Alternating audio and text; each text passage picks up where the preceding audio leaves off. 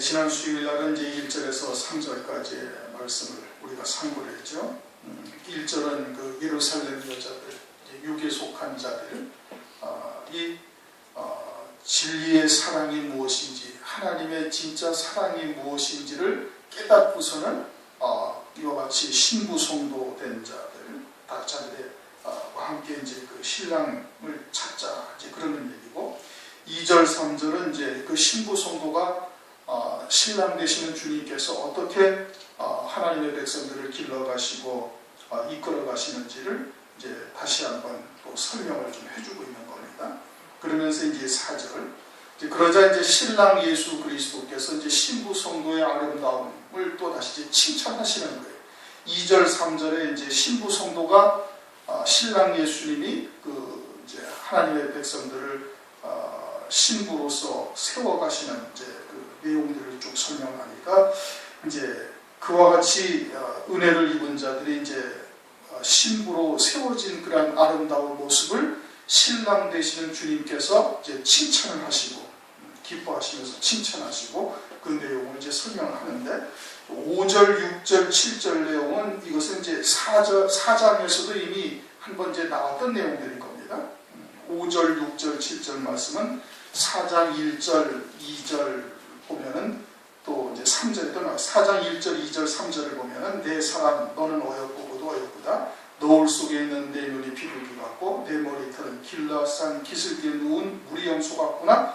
내 이는 목욕정에서 나온 털 깎인 암양 곧 새끼 없는 것은 하나도 없이 각각 쌍태를 암양 같구나. 내 입술은 홍색실 같고 내 입은 어여쁘고 노을 속에 내 뺨은 석류 한쪽 같구나 하면서 4장 1절에서 3절까지 내용 중에 이제 그 중복이 되어져서 다시 주님께서 이제 그러한 모습을 칭찬하고 있는 내용이에요. 이제 4절 내용이 조금 어려운데 이제 4절 우리 다 같이 다시 한번 읽어볼까요? 내 사랑아 너의 어여쁨이 디르사 같고 너의 고음이 예루살렘 같고 어미함이 기치를 벌린 군대 같구나 그렇게 말씀하셨어요. 예루살렘은 유다의 수도인 예루살렘, 하나님의 성전이 있는 예루살렘, 그곳을 말하는 겁니다. 그러면 디르사라는 곳은 어디를 말하느냐? 지금 그 다음에 나오는 말씀이 예루살렘이니까 이것도 지역을 말하는 거예요. 도시를 말하는데 열왕기상을 한번 보시기 바랍니다. 열왕기상 14장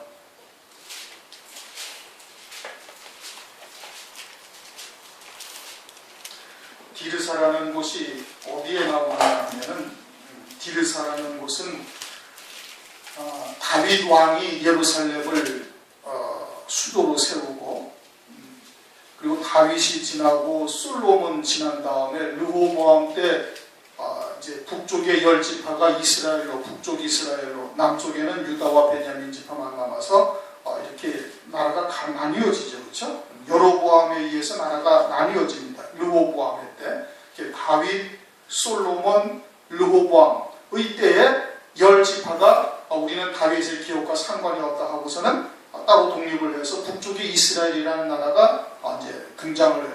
그때 이제 초대 왕이 누구였냐면 여로보암이었던 겁니다. 근데 이제 14장 1절을 보면은 그때 여로보암의 아들 아비야가 병이 들었다. 아비야가 병이 들은 거예요. 여로보암의 아들 중에 아비야가 병이 들어서 그 아들을 이게 참 큰 중병이 들은 거예요. 그 중병이 들어서 실로에 있는 선지자 아히야에게 그 아내를 변장을 시켜서 보냅니다. 그것이 이제 2절에 쭉 나와 있어요. 2절 내용이 그거죠. 자기 아내를 변장을 시켜서 그 실로에 가면은 선지자 아히야가 있으니까 그에게 이 아이의 병이 나을 것인지 어떨 것이냐고 물어봐라 해가지고는 선지자 아히야에게 보냈어요. 하나님의 선지자인 아히야가 그 여로보암의 아내가 변장을 하고 온다 해서 몰라볼 리가 없죠. 하나님께서 알려주신단 말이에요. 그래가지고 그 선지자 아히야에게 하나님께서 알려주신 내용이 뭐냐면은 이제 12절, 13절을 우리 다 같이 한번 읽어보십시다. 12절, 13절 너는 일어나 내 집으로 가라. 네 말이 성에 들어갈 때 그 아이가 죽을지라. 온 이스라엘이 저를 위하여 슬퍼하며 장사하려니와 여로보암에게 속한 자는 오직 이 아이만 묘실에 들어가리니 이는 여로보암의 집 가운데서 저가 이스라엘 하나님 여호와를 향하여 선한 뜻을 품었음이니라. 이게 하나님께서 여로보암 집에 그 아비야라는 아들이 하나님한테 아주 선한 마음을 품고 있는 거예요. 그런데 하나님께서 그 아이를 병을 들게 하셔가지고 그 아이를 데려가시는 거예요. 먼저 데려가시면서 온 이스라엘이 이 아이를 위해서 슬퍼할 것이고, 이 아이만, 여로보암의 집안에 있는 모든 사람들 중에 이 아이만 묘실에 장사된다는 거예요. 나머지는 다 비명에 개새버린다 이겁니다.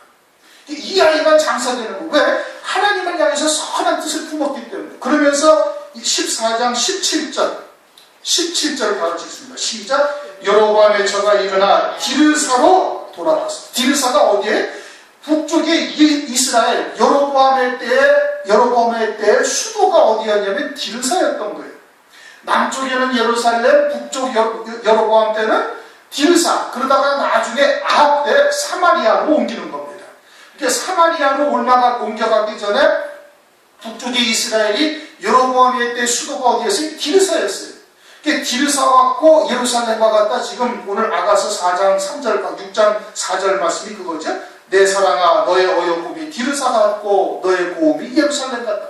밑에가 예루살렘이니까 위에 있는 디르사도 반드시 지명이에요. 물론 이제 성경에 사람 이름도 디르사로 나오고 여러 가지 나오지만은, 그러나 밑에 예루살렘이라고 지칭을 했으니까 반드시 위에도 지역을 말하는 것인데, 그 지역이라는 디르사라는 곳이 어디였냐면은 북쪽 이스라엘로 나뉘어졌을 때 첫 번째 수도가 디르사였던 거예요.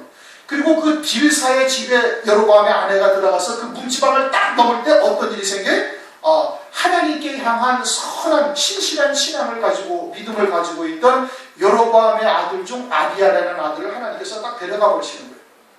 그러나 일찍 데려가시지만 그 아이만이 묘실의 장사가 되고 온 이스라엘이 그 아이를 위해서 슬퍼할 것이고, 나머지 여로보암 집안의 모든 사람들은 전부 다 묘실의 장사될 자가 없다 이 뜻인 겁니다. 일찍 데려가시지만 그 하나님께서 기뻐하시니까 그 아이를 연락하시는 거예요. 왜?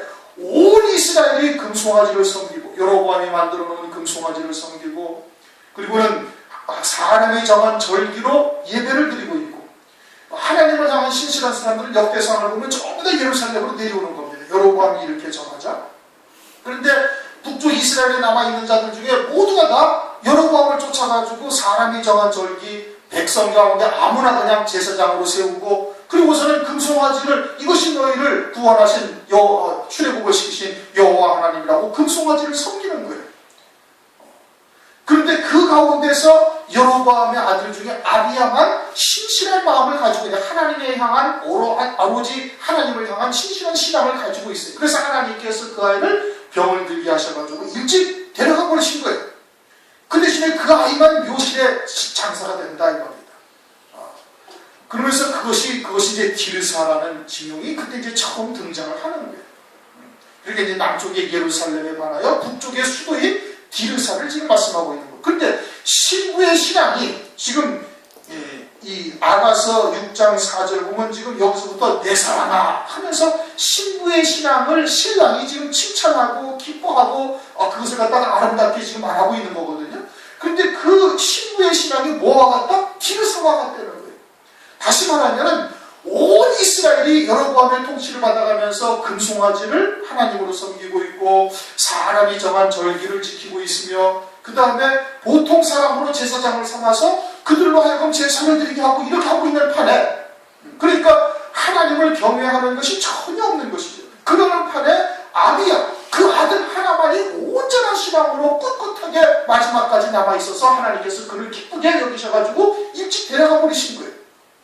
그 디르사와 같다라는 것은 무엇을 말하느냐? 마지막 때가 노아의 때와 같다 말씀하지 않았습니까? 롯의 때와 같다 말씀하지 않았습니까? 성경에? 노아의 때가 어떻다는 거예요? 먹고 마시고 시가고 장가가고 있는 거예요. 누가? 하나님의 백성들이 전부 다 재림하실 때가 다 됐는데, 그러면 재림하실 주를 맞이할 신부의 신앙에 설 것을 위해서 편하게 기도하고, 그것을 위해서 금식하며 기도하고, 하나님의 말씀이 과연 어떠한지, 재림하실 주를 우리가 어떻게 해야 맞이할 수 있는지, 거기에 대해서 우리가 상고하면서 일생을 재림하실 주를 맞이할 준비를 한다 해도 충분하지 않은 거거든요. 그러니까 부단히 그와 같은 이 먹고 마시고 또는 시집가고 장가가는 육에 속한 신앙에서 벗어나서 그리스도의 신부로 설 것을 위해 하나님 앞에 막 부르짖고 기도하고 하나님한테 참 전심전력 그와 같은 믿음에 설 것을 위해서 기도하면서 예배를 드리면서 말씀을 삼가면서 이래야 될 터인데 사람들이 다 어떻게 노예 때와 같대 먹고 마시고 시가고 장난하는 일로 다 그냥 그것으로만 살고 있는 거예요. 홍수물 같은 그런 말씀을 먹으면서 멸망하기까지 깨닫지 못하는 이와 같은 상태에서 이 여로보암의 아들 아비야 그 하나만이 온전한 신앙을 가지고 있던 것처럼 그와 같은 신앙을 가진 자가 이겁니다. 누가? 신부가. 롯의 때와 같다고 말씀하고 있잖아요. 영적인 음행이 아주 그게 다라니까 남색하는 자들이 그냥 판을 치는 거예요. 근데 오늘날 세상이 어때? 세상이 그러하지요. 오죽 세상이 그러하고 교회가 영적으로 타락했으면 주의 종들을 갖다가 남색하는 자, 동성애자를 갖다가 주의 종으로 세운다는 이런 어처구니 없는 일들이 벌어지고 있는 것이 오늘날 이 현실이거든요. 그렇게 교회가 영적으로 어마어마하게 타락해 있는 거예요. 영적인 음행이 무엇인지 깨닫지를 못하니까 육체적인 음행을 갖다가 하나님께서 들춰내고 있는데 그것이 그래도 뭔지 알지 못하고 있는 이와 같은 데. 그런데 이러한 상황에 그냥 재림하실 주님을 소망하면서 새하늘 새 땅만 바라보면서 오직 그것을 위해서 전심전력으로 남들이 뭐라고 하든 세상이 어떻게 되어져 있든 그런 거에 전혀 신경 쓰지 않냐고 이 아비야처럼 여로보암의 아들 아비야처럼 온 이스라엘을 우상 숭배를 하고 있는데 그 가운데서 그 아이만 신실한 신앙을 가졌다 이거예요. 신부의 신앙이 그러하다는 거예요. 오늘날 마지막 때 여러분들도 아시다시피 TV 틀어봐서 또는 인터넷을 보든지 아니면 서점에 나와 있는 책들을 다 봐도 전부 다 금송아지를 섬기고 있다. 영적인 음행을 하고 있는 거예요. 진리가 무엇인지 알지 못하고 있는 거예요. 그리고 그것이 마치 진리이냐 대세이냐 그렇게 흘러가고 있는데 그 가운데서 어떻게 하고 있다? 재림하실 주님을 소망하면서 새하늘 새 땅을 바라보면서 그 신앙을 아주 홀붙게 지켜나가고 있는 거예요. 그것이 길을 사갔다 이 뜻인 겁니다. 이해하시겠습니까? 그 다음에 뭐와 같다? 이 예루살렘과 같다 이겁니다. 그 예루살렘은 그럼 어디에 등장하는가? 그럼 다윗이 이제 그 여부스 사람들의 성을 빼앗아서 그것을 예루살렘 성으로 이제 만드는 겁니다. 그것이 사무엘하에 보면은 나와 있어요. 사무엘하 5장을 보면은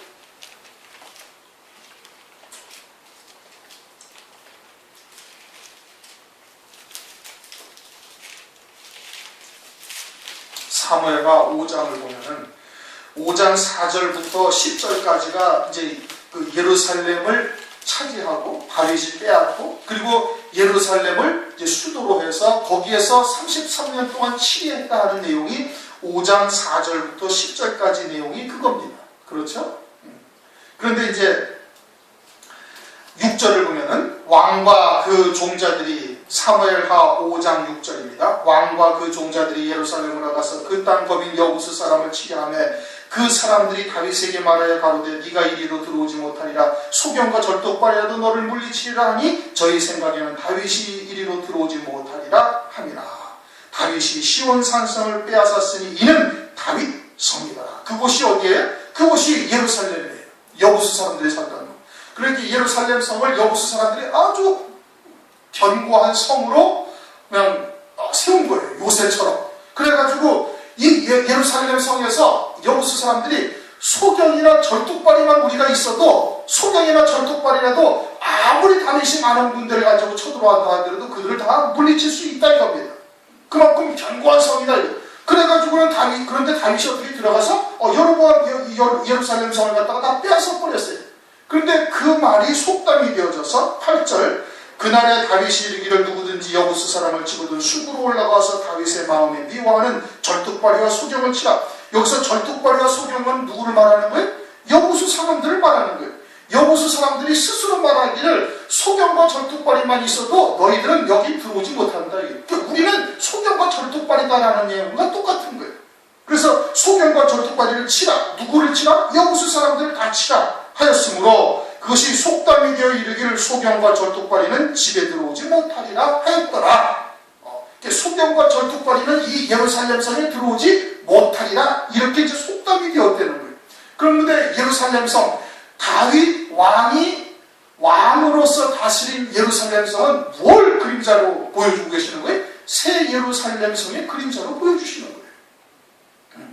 왕으로서 다스릴 자들로 예루살렘 성을 갖다가 이제 계시하는 것은, 그것은 계시록 21장에 나오는 새 예루살렘 성인 거예요. 새 예루살렘 성은 어린 양이 안에 그리스도의 신부죠. 첫째 부활의 영광을 입죠. 첫째 부활의 영광을 입고서 그리스도 함께 왕으로서 다스리는 자가 되는 거예요. 왕의 권세를 누리는 자가 되어진다 이겁니다. 그러니까 다윗 성으로서 예루살렘 성이라는 것은 뭘 말한다? 그것은 새 예루살렘 성을 말하는 거예요. 그런데 그 새 예루살렘 성은 기초가 뭐로 되어 있어요? 온갖 보석으로 되어 있어요. 길도 황금이에요. 성도 그냥 맑은 유리 같은 정금으로 되어 있다. 요한계시록 21장에 말씀하고 있습니다. 안 찾아봐도 되죠? 근데 보석은 어떠한 보석이? 보석이라는 것은 많은 시간 동안 수많은 압력과 많은 세월 동안 막 그냥 그런 소위 말하는 고난, 연단 또는 환난 이런 걸 겪어가지고 만들어낸 것이 보석과 같은 거예요. 새 예루살렘 성의 기초가 보석이요, 그 성은 정금이요, 또 뭐라고 말씀하시면 문은 진주인데 그냥 하나로 되어 있는 통진주다 이거예요. 문이 그냥 진주 하나로 되어 있대. 진주라는 것도 조개 속에 어떤 모래나 이물질이 들어가서 상처를 내니까 그 상처를 감싸려고 수많은 세월 동안 그 진액을 내서 감싸는 것이 그게 진주거든요. 그렇게 진주나 보석이나 정금은 또 뭐예요? 이것은 욥기서에 나와 있는 말씀처럼 그냥 아주 하나님께서 수의 풀무에다 연단해서 순수한 금만 딱 뽑아내는 그와 같은 많은 세월 동안 또 수많은 연단과 환난과 그와 같은 과정을 통해 가지고 그 신앙의 열매들이 새 예루살렘 성인 거예요. 그래서 그것이 보석과 같고 정금과 같고 진주와 같다라고, 그렇게 진주와 같다고 말씀을 하고 있는 것이, 실제 하늘나라에 가면 무슨 녹보석, 홍보석, 다이아몬드가 기초로 되어 있고 황금, 맑은 황금 유리 성이 있고 뭐 문은 통진주로 되어 있고, 이게 아니란 말씀. 하늘나라에 그런 게 뭐가 있어요? 그것은 뭘 말하는 거예요? 우리가 이 땅에서 그와 같은 믿음의 열매들을 맺었음을 말해요. 누가? 신부신앙의 성도들이. 그들은 소경이 아니다 이거예요. 소경은 오지를 못하지. 그러나 소경은 그 성에 들어오지를 못하는 거예요. 그러니까 소경이 아니어서 뭘 봤어요? 하늘나라에 하나님이 예비하신 영광을 본 거예요. 그게 뭐였는데? 첫째 부활의 영광인데 극히 값진 진주를 딱 만났다 그래요. 그래가지고 그 첫째 부활의 영광 어린 양이 안에 그리스도의 신부를 보고서는 거기에 모든 소망을 다 걸고 오직 그 믿음으로 그 많은 세월 동안 신앙의 열매를 맺은 것이 보석이요, 진주요, 정금과 같은 성으로 되어진 것이다 이겁니다. 쩔뚝발이는 그걸 못 들어온다? 쩔뚝발이는 쩔뚝쩔뚝하면서 한쪽으로 자꾸 치우치는 거예요. 좌로나 우로나 치우치는 거예요. 그런데 그렇게 좌로나 우로나 치우치지 않냐고 주님이 보여주신 그 표대를 향해서 진리 가운데로 그대로 인도함받아서 꿋꿋하게 신앙의 열매를 맺으면서 나아간 신앙인 것을 말씀을 하고 있는 거예요. 예루살렘 성에는 소경과 쩔뚝발이가 들어오지 못한다 이겁니다. 소경처럼 하나님의 나라가 보이지 않냐고, 하나님께서 얘기하신 영광이 무엇인지 깨닫지 못하고 이와 같은 신앙은 가히 그와 같은 신부의 신앙에 이르지 못하는데, 거기는 하나님께서 보여주신, 주님께서 보여주신 그 첫째 부활의 영광 어린 양의 안에 그리스도의 신부의 그 영광을 바라보고서 좌로나 우로나 치우치지 않냐고 오직 그 길을 믿음으로 끝까지 달려온 신앙이다 이겁니다. 누가? 신부의 신앙이 그러네. 그래서 디르사와 같고 그 고음은 예루살렘 같고 엄위함이 기치를 벌린 군대 같구나. 엄위하다라는 것은, 이것은 하나님에게만 하시는 표현이에요. 시편 47편 2절도 보면 지존하심 여호와는 엄위하시고, 엄위라는 것은 아주 엄장하시다. 엄중한 권세가 있고 그 위엄이 타에 가히 그냥 가까이 갈 수 없는 위엄을 가지신 분, 그게 하나님이시죠. 그런데 신부가 그러하다라는 것은 그리스도의 신부가 되어져서 그리스도의 영광에 참여하는 자가 되어지니 그의 영광과 권능이 이와 같이 엄위하다고 보이는 겁니다. 그리고는 기치를 벌린 군대 같다. 첫째 부활의 영광을 입고 오는 그 성도들은 요한계시록 19장을 가면은 그리스도의 뒤를 함께 오게 되는데, 재림하실 주님과 함께 오게 되는데 백마를 타고 희고 깨끗한 세마포 옷을 입고 하늘의 군대들이 그와 같이 주님의 길을 함께 쫓아오는 거예요. 그것은 천사들이 아니라 빼내심을 입고 택하심을 입은 하나님의 백성들을 말하는 거예요.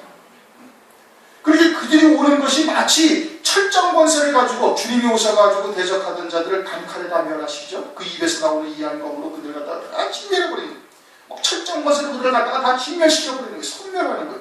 그런데 첫째 부활의 영광을 입고 오는 이 성도들이 흰 말을 타고 백마를 타고 희고 깨끗한 세마포옷을 입고 주님과 함께 심판의 권세를 가지고 임하는 거예요. 그런데 그 권세가 어미함이 기치를 벌린 군대 같다. 기치라는 것은 깃발을 말하는 거예요. 깃발은 승리했을 때 세우는 깃발인 겁니다. 첫째 부활의 영광을 입은 성도들은 신부의 신앙으로서 이 땅에서 죄에 지거나 죄로 인하여 실족하거나 하는 삶이 아니다 이겁니다. 그들은 주님의 보혈로 그 주님의 어마어마한 사랑과 은혜를 입은 자들로서 그러한 사랑으로 말미암아 죄를 이기고 있는 거예요. 그러니까 그러한 깃발을 가지고 있고 세상의 유혹도 또한 정과 욕심을 못 받고 세상의 유혹을 하늘나라의 영광보다 하늘나라의 영광이 보여주신 하늘나라의 영광을 바라보면서 세상의 영광을 아주 하찮게 여기는 거예요. 그러니 세상의 영광에 미혹당하거나 실족하지 아니하고 그것을 넉넉하게 하늘 영광을 소망하면서 승리할 수 있는 그 깃발을 가진 것이고 더하여서는 더 좋은 부활을 얻기 위하여 악평을 받되 구차히 변하지 아니하리라. 그래서 세상이 감당치 못할 믿음을 가지고 있어요. 그러니까 세상에서 늘 승리한 것이죠. 그래서 기치를 벌린 군대 같구나 라고 지금 말씀을 하고 있는 겁니다. 4절 이해가 됐죠. 5절 네 눈이 나를 놀리니 돌이켜 나를 보지 말라. 그 눈이 어떠한데? 그 눈이 비둘기 같다 이겁니다. 이 말씀이 이제 나를 보지 말라 이러니까 조금 이해하기가 어려운데 4장 1절에 보면 네 눈이 비둘기 같고 그렇게 말씀하셨어요. 그렇죠? 눈이 어떠하길래 주님께서 네 눈이 나를 놀래니 돌이켜 나를 보지 말라 이렇게 말씀하시는가? 그 눈이 어떻게 같다고요? 비둘기 같다는 거예요. 놀래다라고 이렇게 여기 번역을 해놨지만 압도하다 원 뜻이 사로잡다 압도하다 이거예요. 그게 그 눈이 비둘기 눈과 같아서 오직 새하늘 새 땅에만 그 소망을 두고 신앙에 또는 그 삶의 모든 초점을 거기다가 맞추고 있는 거예요. 그러니까 그 눈을 주님이 한번 바라보시니까 그 눈과 주님의 눈이 한번 마주치니까 주님의 마음을 다 빼앗겨버렸다. 4장 8절인가 그렇게 말씀하고 4장 9절 나의 누이 나의 신부야 네가 내 마음을 빼앗았군. 내 눈으로 한 번 보는 것과 내 그 눈이 어떠했는데 비둘기 눈이다.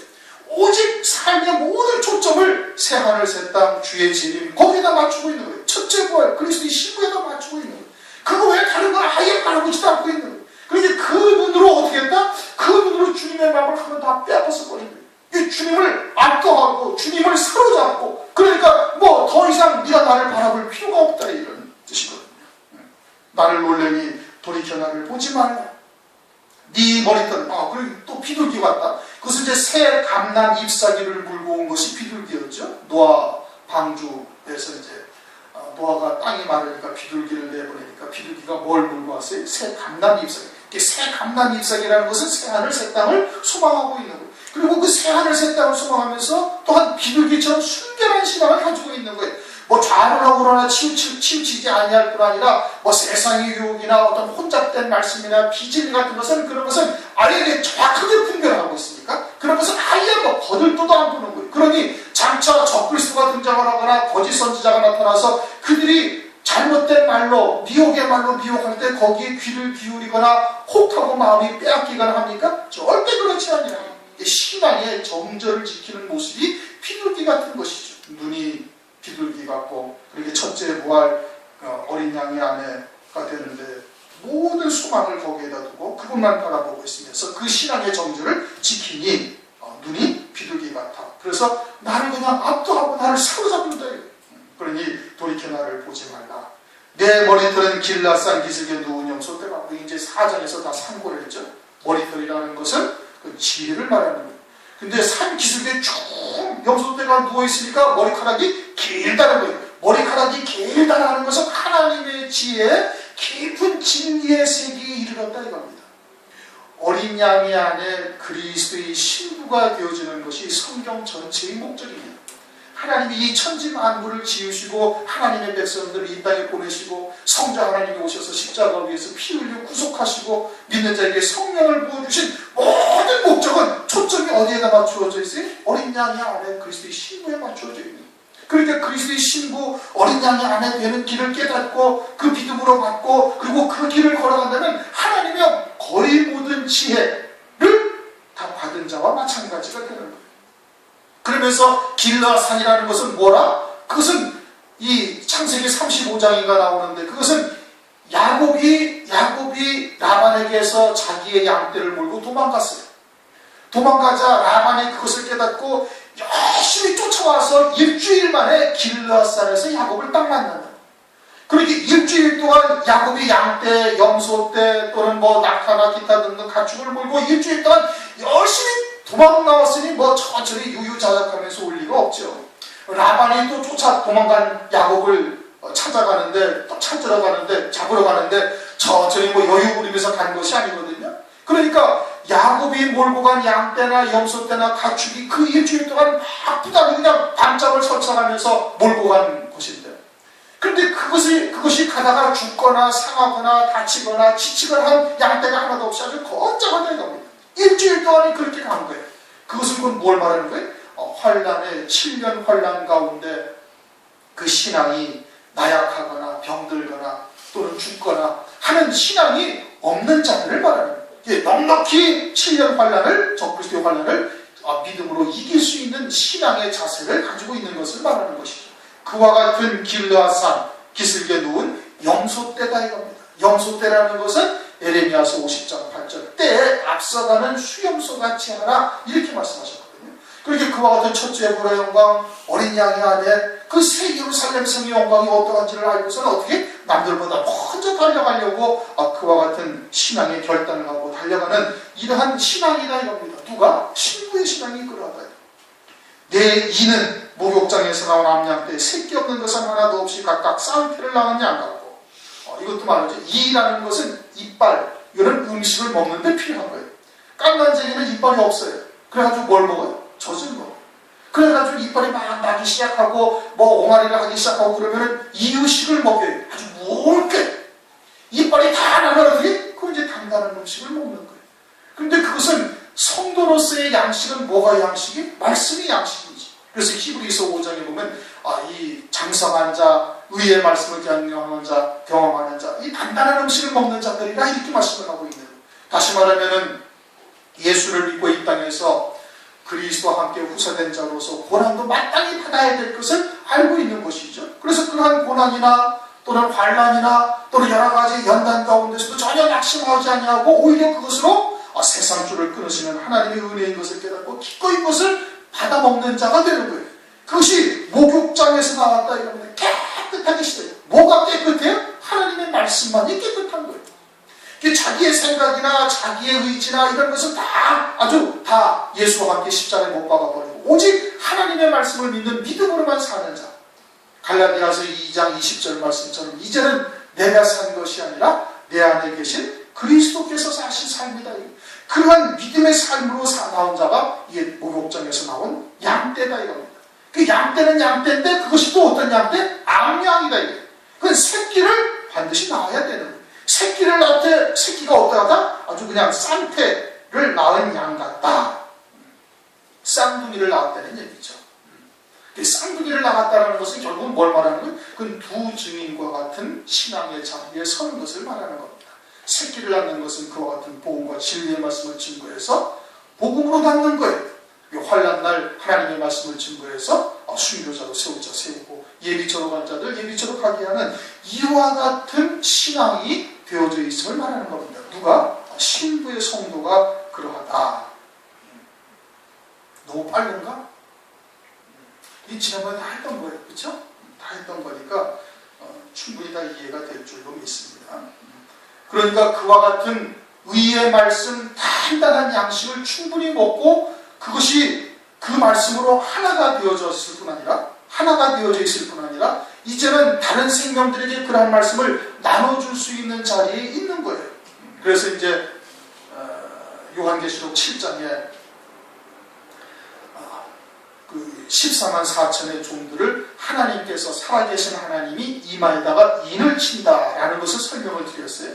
그게 자기가 똑같은 자들을 낳게 되어지는 거예요. 쌍태를 낳은 새끼 암양떼와 같다. 새끼 없는 것이 하나도 없이 각각 쌍태를 낳은 양 같고, 너울 속에 너의 뺨은, 너울이라는 것은 검은 천을 말하는 거지, 면사포하고는 다른 것이죠. 검은 천이다. 이게 검은 천으로 얼굴을 가렸다는 얘기는 우리는 구스 여인과 같다. 죄인일 수밖에 없고 아무리 의를 행하려 해도 의는 도무지 나오지 아니하는 죄인일 수밖에 없는 존재인데, 주님의 은혜로 말미암아 이제 그것이 이제 4장에서는 붉은 실, 기타 등등 이런 말씀을 하죠. 주님의 구원의 은혜로, 죄사함의 보혈의 은혜로 말미암아 참으로 그와 같은 열매를 맺을 수 있는 자가 되어지는 것을 말씀을 하고 있는 것이죠.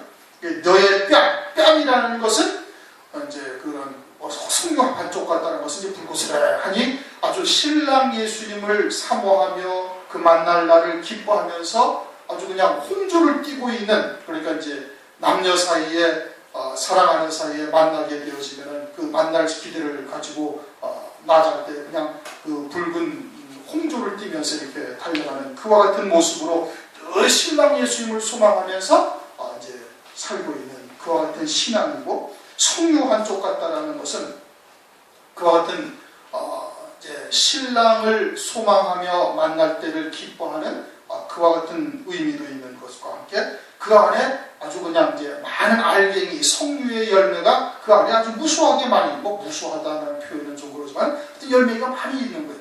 그와 같이 신랑을 소망하며 믿음으로 이제 열매를 맺었구나라고 지금 이제 주님께서 찬탄, 또 기뻐하면서 칭찬하는 것이죠. 늘 죄인일 수밖에 없으니 하나님의 의만 이제 소망하게 되어지고, 하나님의 의, 즉 오직 믿음으로만 그날을 소망하면서 믿음으로 열매를 맺는 그와 같은 모습을 이제 말씀을 하고 있는 겁니다. 4절부터 그와 같이 신부를 바라보면서 신랑 되시는 주님이 그 모습을 말씀을 하고 있는 거예요. 그것을 놓고는 다시 말하면 신부 성도들의 신앙의 모습을 지금 말씀을 하고 있는 겁니다. 그러니까 우리의 신앙의 모습이 이제 이와 같은 열매들을 맺혀져야 되고, 이러한 모습들을 보면서 우리의 신앙을 이제 다시 한번 돌아보고, 그리고 또한 믿음의 결단을 하여야 할 것을 지금 말씀을 하시고 있는 것이죠. 네, 오늘은 이제 4절부터 이제 7절까지 말씀을 우리가 상고했습니다. 동서고 잠시